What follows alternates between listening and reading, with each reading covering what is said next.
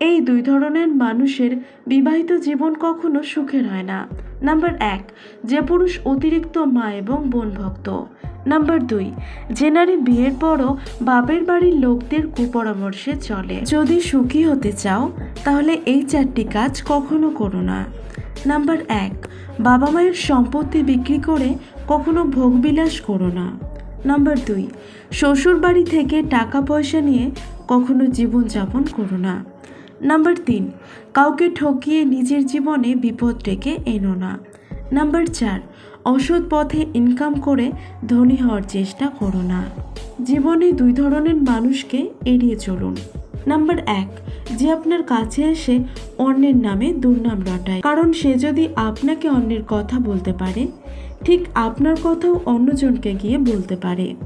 Number 2, যে অন্যের ভুল ধরে বেড়ায় কিন্তু তার নিজের ভুলের কোনো শেষ নেই।